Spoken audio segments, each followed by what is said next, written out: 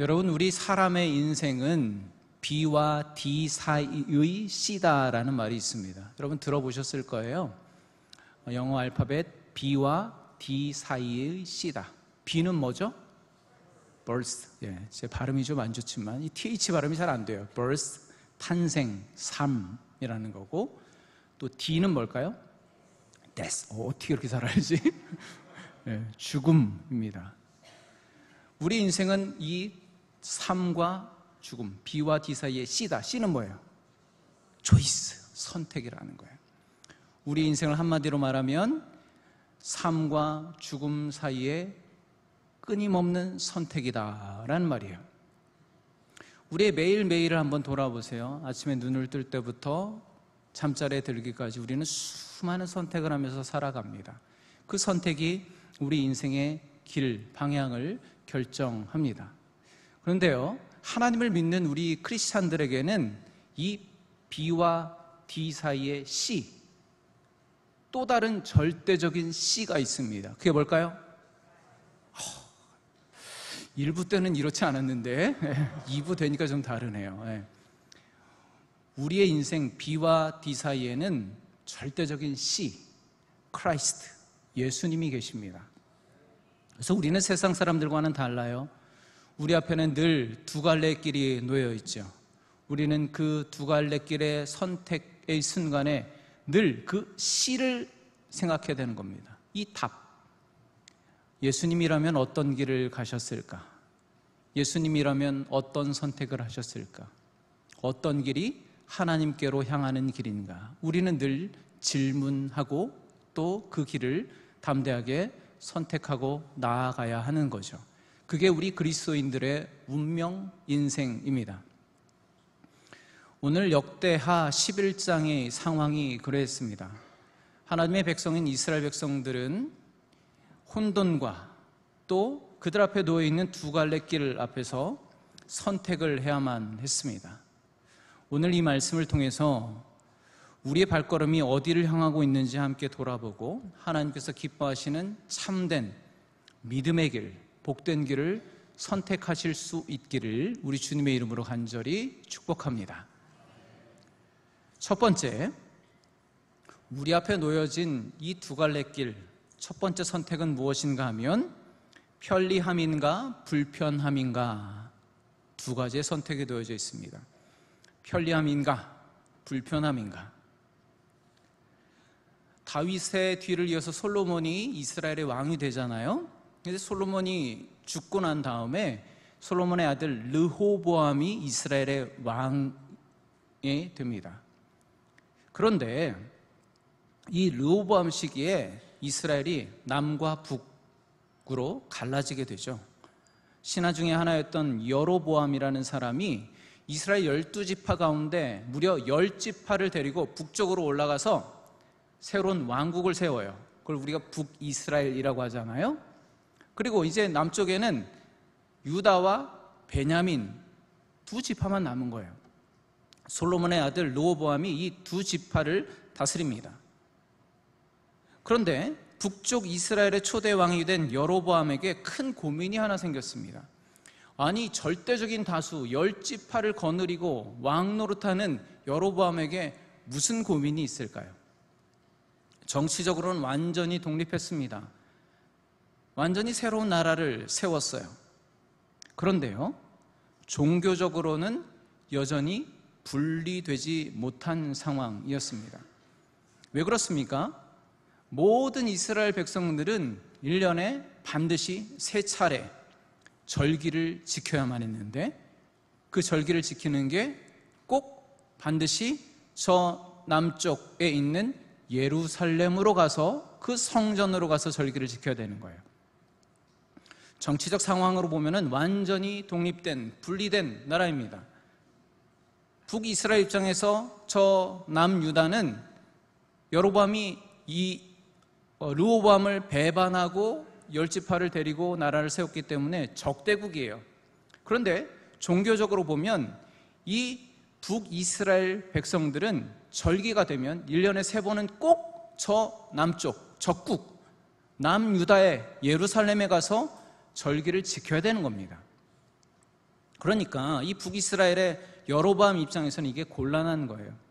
이 정치적으로는 독립이 되고 우리가 더 힘이 세고 그런 것 같은데 종교적으로 보면은 여전히 그 남유다에 속해 있는 것 같은 거예요. 온전한 정치적으로 종교적으로 독립되지 못한 거예요. 그래서 절기를 지키려고 남쪽으로 향하는 그 백성들을 볼 때마다 여로보암에게 불안한 마음이 들었습니다. 이러다가 내 백성들이 다 저쪽으로 돌아가는 것 아닌가, 백성들의 마음이 르호보암에게로 다시 돌아가는 것 아닌가라는 생각을 하게 된 거죠. 그래서 여로보암이 아주 특단의 조치를 내립니다. 아주 교묘한 묘책을 내놓습니다. 여로보암 나름대로의 종교개혁을 단행해요. 우리가 이제 종교개혁하면은 어떤 부패하고 굳어진 그 종교를 다시 새롭게 살려내는 그런 쪽으로 생각하지만 오늘 이 여로보암의 종교개혁의 방향은 조금 다릅니다. 여로보암은 백성들의 마음이 예루살렘으로 향하는 것을 막기 위해서 북이스라엘의 북쪽 끝 경계인 단, 또 남쪽 경계인 베델에 예루살렘 성전과는 다른 새로운 성소를 세웁니다. 그리고 거기에 이제는 더 이상 휘장으로 가려져서 또 눈에 보이지 않는 하나님이 아니라 눈에 보이는 신, 그 당시 고대 근동지방의 풍요와 또 힘, 능력을 상징했던 신이 있었거든요. 그 우상이 뭔가 하면 금송아지였습니다. 그 단과 베델, 그 성소에 눈에 보이지 않는 하나님이 아니라 눈에 번쩍번쩍 빛나서 누구의 시선도 다 집중시킬 수 있는 금송아지를 갖다 놓습니다. 이게 하나님이니까 이제 우리는 이걸 섬긴다. 하나님이 정해놓으신 레위 가문 중에서 제사장을 세우는 것이 아니라 누구라도 어느 정도의 조건, 자격이 되면 제사장이 될 수 있다라고 합니다. 그리고 이 지켜야 하는 절기도 백성들이 편리한, 쉽게 지킬 수 있는 날짜로 바꿔버립니다. 여러분, 이 여로보암의 종교개혁 어떻습니까? 인간적인 눈으로 볼 때는 얼마나 합리적이에요. 편리하잖아요. 네, 세련되고 좋아 보이잖아요. 그렇게 하면 굳이 멀리 저 적국 남유다 예루살렘에 가서 불편하게 예배하지 않아도 되잖아요. 북쪽에도 있고 남쪽에도 있고 가까운 곳에서 편안하게 예배하고 확실하게 신앙생활할 수 있잖아요. 더 이상 눈에 보이지도 않는 하나님 있는 것처럼 있는 것이 아니라 눈에 번쩍번쩍 빛나는 진짜 능력 있어 보이는 그 신을 섬길 수 있게 됐잖아요. 얼마나 편리하고 얼마나 편안하고 합리적이고 효율적입니까? 여로보암 왕의 마음도 편안해지고 백성들도 신앙생활하기 얼마나 편리합니까? 좋잖아요. 다 좋잖아요. 그러나 이 여로보암의 종교개혁, 그 편안함과 편리함의 본질은 단 한 가지였습니다. 단 하나였어요. 뭐라고 말할 수 있을까요? 우상숭배입니다. 성도 여러분, 그런데요, 어쩌면 이 시대 많은 성도들과 교회들이 이 여로보암이 단행했던 종교개혁을 서서히 시행하고 있는지도 모릅니다. 아니, 그렇게 힘들게 믿을 필요 없어. 더 편한 길이 있는데 왜 그렇게 해? 굳이 그렇게까지 할 필요는 없잖아. 뭐하러 멀리 가? 주일이면 아침 일찍부터 버스 2번 갈아타고 40분 1시간, 뭐하러 그렇게 성빈교회까지 가? 집에 편안하게 소파에 누워서 유튜브만 틀어도 큰 교회 실시간으로 예배 드리는 거 같이 예배할 수 있는데 거기 찬양대가 더 은혜롭던데? 아니, 왜 성빈교회까지 가서 그 지루하고 따분하고 재미없는 서정훈 목사 설교를 들어? 내 취향에 맞고 내 신념에도 부합하고 나에게 늘 감동을 주고 도전을 주는 그 목사님, 그 설교 언제든지 찾아서 들을 수 있는데 왜 그렇게 불편하게 신앙생활해? 편리하고 편안한 신앙생활하는 방법이 있는데, 그게 오늘 여로보암이 단행했던 종교개혁이었습니다. 근데 여러분, 혹시 우리 안에, 우리 성빈교회 안에 그 금송아지가 있는지도 몰라요. 아니라고요? 물론 편리함 자체가 신앙의 적은 아닙니다. 편안함 자체가 나쁜 건 아니죠. 그렇지만 오늘날 우리에게 금송아지는 편리함, 효율성, 합리성이라는 이름으로 찾아오는 겁니다. 그래서 하나님이 아닌데도, 진리가 아닌데도 번쩍번쩍 눈에 보여지니까 다 그게 가장 좋은 거라고, 가장 진리라고, 거기에 가깝다고 하니까 그걸 하나님처럼 섬기기 시작하는 거예요. 그게 편리하고 편안하고 합리적이고 효율적이니까 다 거기서 만족을 얻는 겁니다. 혹시 나의 편리함을 위해서 하나님의 말씀을 조금씩 타협하고 이 정도는 괜찮겠지라고 우리 안에 세워놓은 금송아지가 생각나십니까? 혹시 여러분 편리하고 편안하게 신앙생활할 수 있는 방법이 있으면 저에게 좀 알려주세요. 제가 아무리 목사라고 하지만 모르는 게 많거든요. 저보다 훨씬 신앙생활 오래 하신 우리 성도님들 계시잖아요. 여러분, 오랫동안 신앙생활 하시다가 제가 하는 것보다, 우리가 그동안 했던 것보다 더 편안하게, 더 편리하게 신앙생활 할 수 있는, 더 편안하게 예수 믿을 수 있는 방법이 있으면 저에게 좀 알려주세요. 왜 눈도 잘 떠지지 않는데 날마다 새벽에 성전에 나와서 기도해야 됩니까? 하루 단 10분이라도 잠깐이라도 왜 나만의 골방에 들어가서 하나님을 만나려고 하고 하나님의 말씀을 들으려고 합니까? 사는 게 얼마나 바쁘고 분주한데, 할 일이 얼마나 많은데 왜 그 시간을 쪼개서 말씀을 읽고 묵상하려고 합니까? 꼭 그렇게 불편하게 해야만 하나님을 만날 수 있습니까? 꼭 그렇게 해야만 하나님과 교제할 수 있습니까? 이 시대가 어떤 시대인데, 4차 혁명의 시대, AI 인공지능 시대인데 그동안 수천 년 동안 우리 조상들이, 믿음의 조상들이 해오던 것, 그 방법, 그게 아니고 더 편리하게, 더 효율적으로, 합리적으로, 편안하게 예수 믿고 신앙생활 할 수 있는 방법이 있지 않겠습니까? 그런 방법이 있으면 제발 저에게 알려주세요. 제가 듣고 아멘, 합당하다 싶으면 내일부터라도 당장 새벽 기도에 없애겠습니다. 근데 여러분,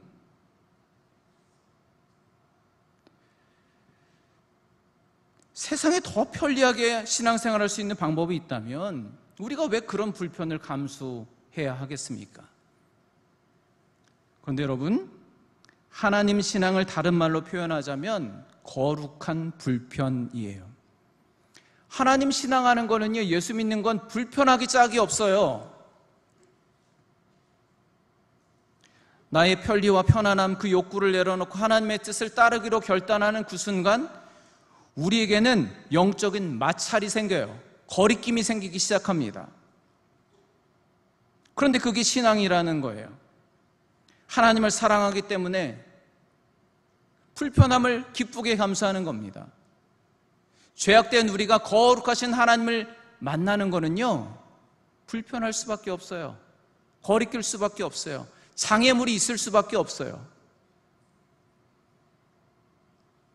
그러나 그 거룩한 불편을 기쁨으로 감수하는 것이 바로 하나님 신앙입니다. 우리는 우리 믿음을 너무나 거창하게 생각할 때가 많아요. 믿는 게 뭔가, 하나님 말씀에 순종하는 게 뭔가, 아브라함처럼 아들을 하나님께 바쳐야 그게 대단한 믿음이지. 다니엘처럼 사자굴에 던져질지라도 그래도 하나님 의지하고 순종하는 거, 그게 대단한 위대한 순종이지. 사도들처럼 끝까지 신앙 부인하지 않고 예수 그리스도 부인하지 않고 순교당할 수 있는 그 믿음, 그게 위대한 순종이지. 우리는 믿음이 그런 거라고 생각해요. 그럴 수 있죠. 맞죠? 본받아야 하죠. 근데 여러분, 하나님께서 오늘 우리에게 원하시는 믿음, 순종이 뭘까요? 일상 속에서 작은 불편을 기꺼이 선택하는 순종, 그게 오늘 우리에게 하나님이 원하시는 믿음의 순종입니다. 하나님 불편해요. 못하겠어요. 그래도 하나님 만나야 하니까, 하나님 사랑하니까 불편해도 저의 편리와 편안함을 포기하고 그 자리로 나아가겠습니다. 그 불편함을 선택하겠습니다. 그 작은 순종이 바로 하나님이 우리에게 원하시는 믿음의 순종이라는 것입니다. 남을 헌당하고 싶죠. 저 사람은 맨날 사람들 만나면 내 욕해. 알지도 못하면서. 그렇지만 나도 그 사람을 욕하고 싶지만 입술을 닫고 침묵하는 거예요. 그런 불편한 순종. 도와주기 싫어요. 그냥 모른 척 하고 싶어요. 그래도 누가 알아주지 않더라도 묵묵히 돕는 그 불편한 순종. 분주하고 바쁜 일상 속에서도 일하기도 바쁜데 잠시라도 고개를 들어 하늘을 바라보면서 하나님, 그래도 감사합니다. 그렇게 잠시 멈출 수 있는 불편한 순종. 그게 바로 믿음입니다. 그런 작은 불편을 감수하는 순종이 쌓일 때 우리의 믿음이 단련되는 거예요. 우리의 영혼의 근육이 강해지는 겁니다. 그럴 때 내가 만든 편안한 우상을 섬기던 삶에서 벗어나서 비로소 하나님 한 분만으로 만족하는 거룩한 삶이 시작되는 줄 믿으시기 바랍니다. 여러분, 이 시간 여러분에게 질문해 보겠습니다. 속으로 대답해 보세요. 여러분은 오늘도 나의 편리를 위해서 금송아지를 만들고 있습니까? 아니면 하나님을 사랑하기에 기꺼이 불편한 순종을, 거룩한 불편을 선택하고 있습니까? 여러분, 절대로 편리하게 믿으려고 하지 마세요. 믿음의 길에는 언제나 거룩한 불편이 찾아옵니다. 여러분, 그 불편을 선택하시기를 바랍니다. 그 거룩한 불편의 길 끝에서 우리는 세상이 줄 수 없는, 하나님만이 주실 수 있는 참된 평안, 또 하나님이 예비하신 놀라운 축복을 만나게 될 줄 믿습니다. 두 번째 선택이 우리 앞에 놓여 있습니다. 넓고 큰 길인가, 좁은 단 하나의 길인가입니다. 우리 앞에는 넓고 큰 길이 있고요, 또 좁은 단 하나의 길이 놓여져 있습니다. 오늘 본문으로 돌아와서 이런 영적인 혼돈의 시대에 이 거대한 세속적인 흐름, 편리와 편안함을 추구하는 이 시대에 그 흐름에 정면으로 맞서서 거룩한 불편의 길을 선택했던 사람들이 있었습니다. 오늘 14절 말씀 우리 함께 읽어보겠습니다. 14절 말씀입니다. 레위 사람들이 자기들의 마을들과 산업을 떠나 유다와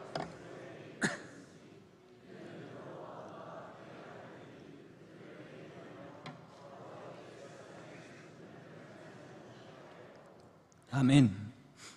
하나님의 자리에 편안함과 편리함을 앞세운 금송아지를 세워놓고 그걸 섬겨라 라고 강요하는 그 상황 가운데 그 우상 숭배를 거절하고 거룩한 불편을 선택했던 사람들이 있었습니다. 바로 북이스라엘에 있던 레위인들이었습니다. 그들은 그 편리함과 편안함, 우상 숭배를 거부했습니다. 그 결과가 어떻게 됩니까? 여로보암과 그의 아들들이 제사장직을 박탈해버려요. 해임시켜요. 그리고 내 말을 들은 사람, 편리함과 편안함을 추구하고 금송아지를 하나님으로 섬길 누구든 제사장이 될 수 있다. 그렇게 새로운 제사장들을 세웁니다. 이 레위인들은 하나님께서 기업으로 주신 모든 산업, 모든 생업을 다 빼앗깁니다. 그 순간 이 레위인들은 그것들을 아까워하지 않고 그걸 다 포기하고 기꺼이 하나님만을 예배할 수 있는 예루살렘을 향해서 믿음의 발걸음을 옮기기 시작합니다.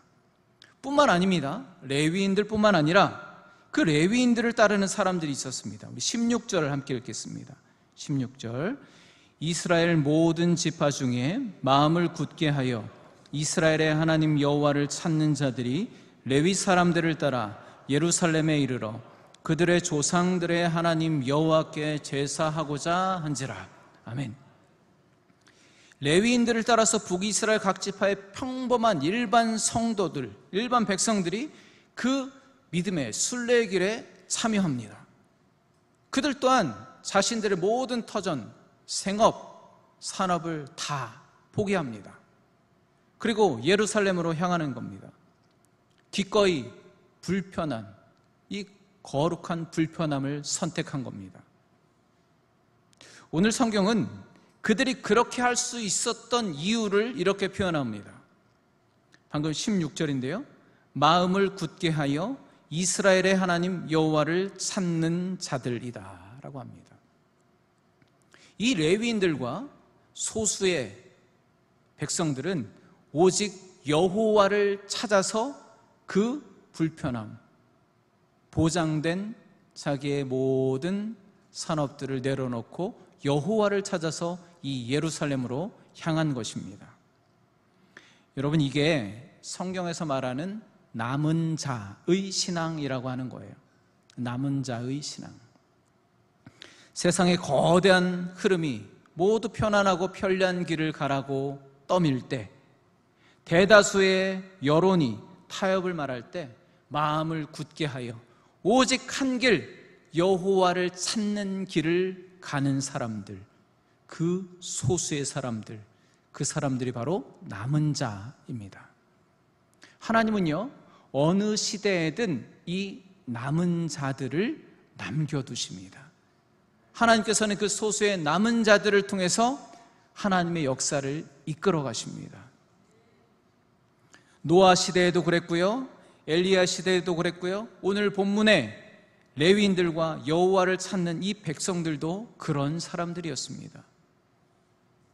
세상의 거대한 흐름과 대다수의 여론은 항상 넓고 편한 길, 타협의 길로 흘러가지만 그 흐름을 역행하는 거예요. 이 소수의 남은 자들은 세상의 것을 소유함으로 자신의 안전과 정체성을 유지하려고 하는 사람들이 아닙니다. 그걸 통해서 자기 자신의 정체성을 확인하는 사람들이 아니에요.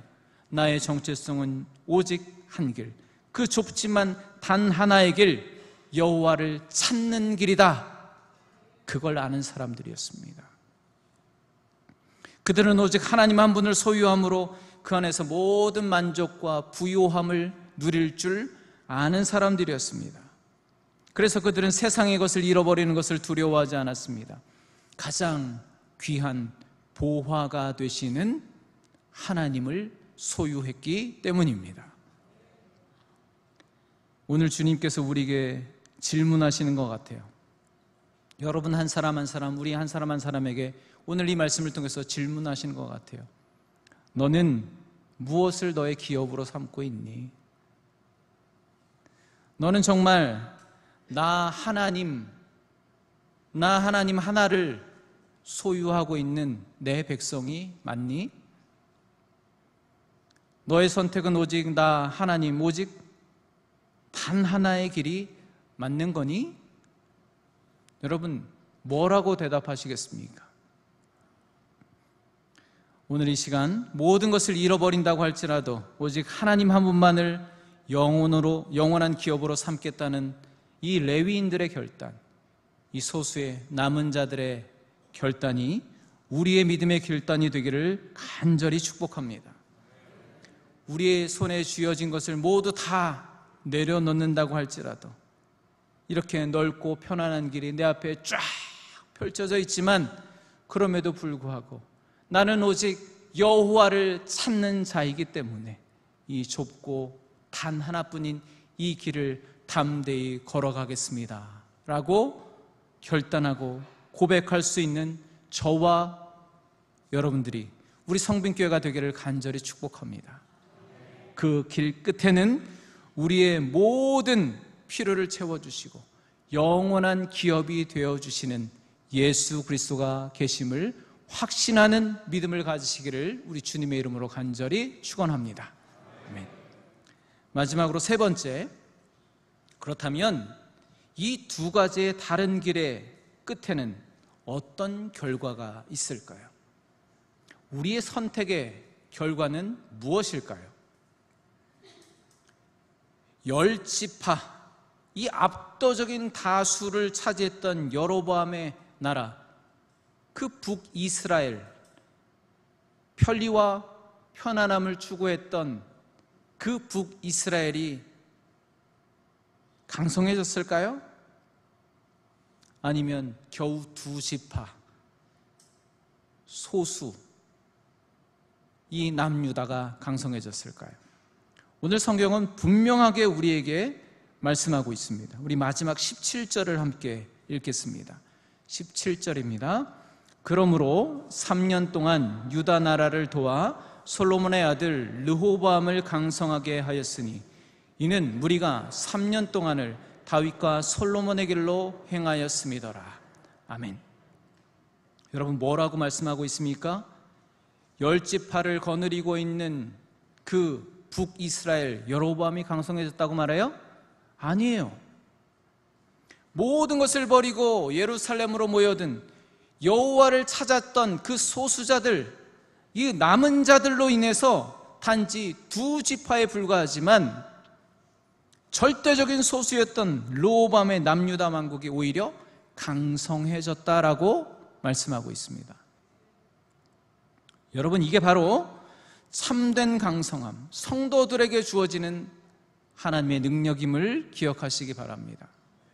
저는 우리 성빈교회와 모든 성도 여러분들이 이 하나님 주시는 영과 육의 강성함의 은혜를 누리시기를 간절히 축복합니다. 그런데 그러기 위해서 우리가 반드시 기억해야 할 것이 있습니다. 우리를 강성하게 하는 것은 우리가 얼마나 많은 물질을 소유하고 있느냐, 얼마나 많은 땅과 산업을 소유하고 있느냐, 그것에 달려있는 것이 아니라는 겁니다.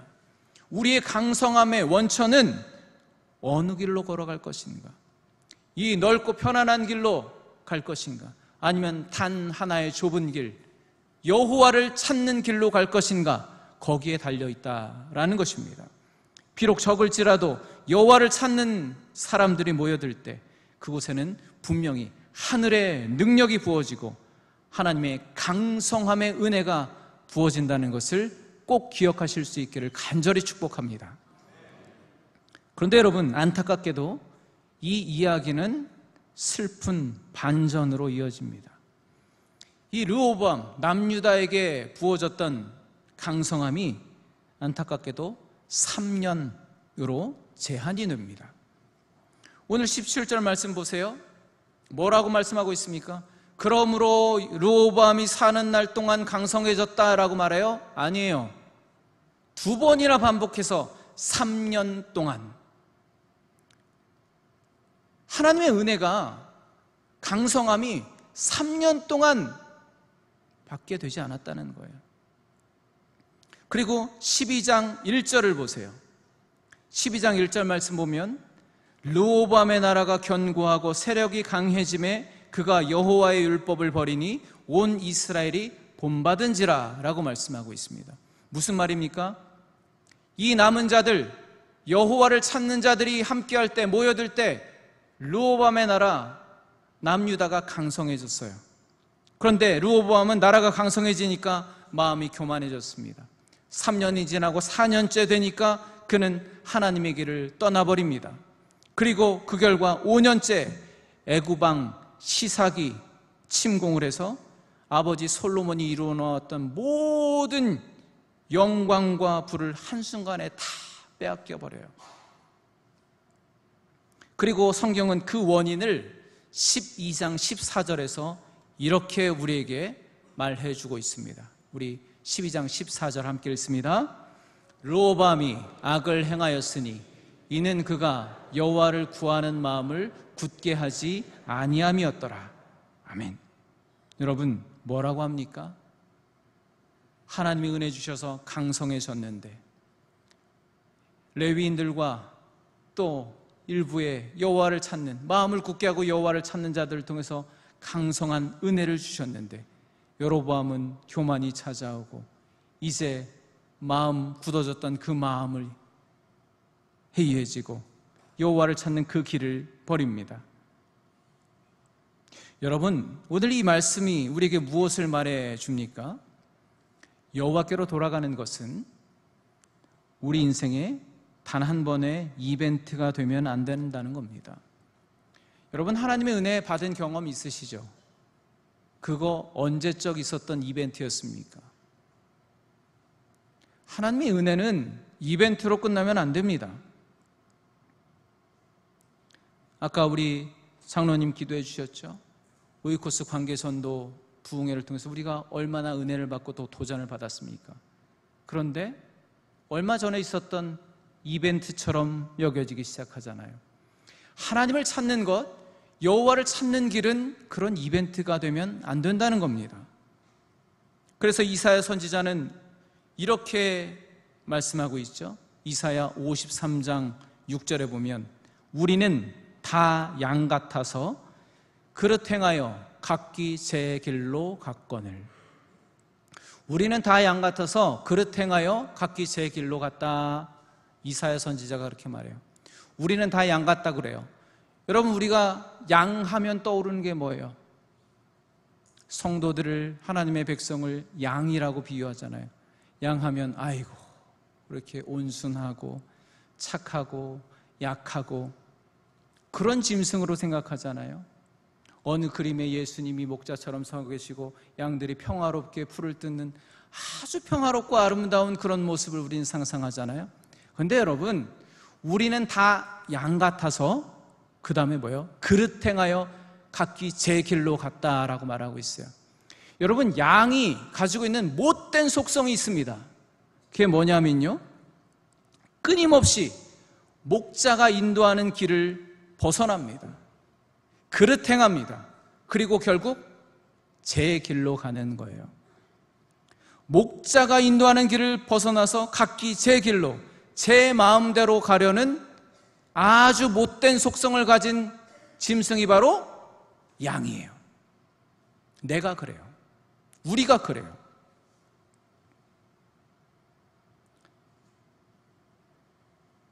여러분, 우리의 마음을 계속해서 하나님께로 향하고 선한 목자 되신 주님의 음성이 들려지는 그곳에 우리의 마음이 머물러 있지 않으면 우리는 다 양 같아서 그릇 행하여 각기 제 길로 가는 못된 속성을 가진 존재들이라는 거예요. 그래서 여러분, 우리는 늘 주님의 말씀이 들려지는 그 자리에 있어야만 합니다. 그렇지 않으면 어느새 그릇된 길로 가게 됩니다. 어느새 주님과 함께 했던 그 시간은 오래전에 있었던 이벤트에 머무르게 되는 거예요. 그러다 보면은 하나님의 말씀에 벗어난 그 자리에서는 하나님이 나에게 주신 그 강성함, 그 은혜가 도리어 교만으로 변질되는 겁니다. 그리고 오늘 이 르호보암처럼 되는 거예요. 여러분, 혹시 내 안에 이 3년 동안의 강성함으로 끝나버렸던, 이벤트처럼 끝나버렸던 신앙의 영역이 있지 않습니까? 처음의 열정, 그 헌신 식어버린 지 오래죠. 늘 은혜를 생각하던, 은혜에 젖어 있던 그 은혜로운 습관들이 다 끊어져 버렸죠. 다시 이을 수가 없죠. 근데 여러분, 우리는 다시 그 은혜를 이어가야 합니다. 우리는 다시 여호와를 찾고 구하는 것을 멈추지 말아야 합니다. 날마다 목자의 음성을 듣고 그릇된 길에서 돌이켜서 주님의 길 위에 서기를 힘쓰는 우리 성빈교회 성도 여러분들 되시기를 간절히 축원합니다. 그럴 때 우리의 강성함은, 하나님의 은혜는 이벤트처럼 일시적인 것으로 끝나는 것이 아니라 주님 오시는 그날까지 흔들리지 않는 영원한 강성함이 될 줄 믿으시기를 우리 주님의 이름으로 간절히 축원합니다. 여러분, 그래서 우리는 이 두 갈래길을 두고 오늘 이 시간 선택해야 합니다. 일찍이 이사야 선지자는 850명의 바알과 아세라 선지자들과 대적하며 그 모습을 바라보는 이스라엘 백성들을 향해서 이렇게 소리치지 않습니까? 너희가 어느 때까지 둘 사이에서 머뭇머뭇하려느냐?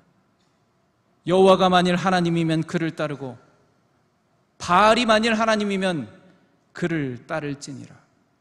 언제까지 머뭇머뭇할 거야? 하나님이면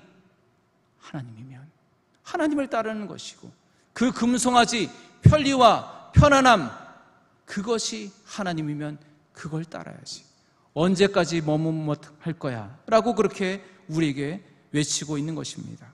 여러분, 오늘 우리는 선택해야 합니다. 만일 주께서 하나님이시라면 그분을 따르시기 바랍니다. 불편하더라도 기쁨으로 선택하고 순종하시기 바랍니다. 기억하십시오. 유다를 강성하게 한 것은 다수가 아니었습니다. 여호와를 찾는 자들, 그 남은 소수자들이었습니다. 오늘 우리의 선택이 곧 우리의 길이 되고, 우리의 길이 곧 하나님이 거하실 자리가 될 줄 믿으시기 바랍니다. 그렇기에 주님의 교회된 성빈의 성도 여러분들, 이제 일어나십시오. 그리고 우리 앞에 있는 단 하나의 좁은 길, 여호와를 찾는 그 길로 함께 걸어 가십시오. 여러분이 여호와를 찾는 그 발걸음이 될 때 여러분이 향할 그 인생과 가정과 교회와 이 땅을 하나님께서 반드시 강성케 해주실 줄 믿으시기를 우리 주님의 이름으로 간절히 축원합니다. 아멘.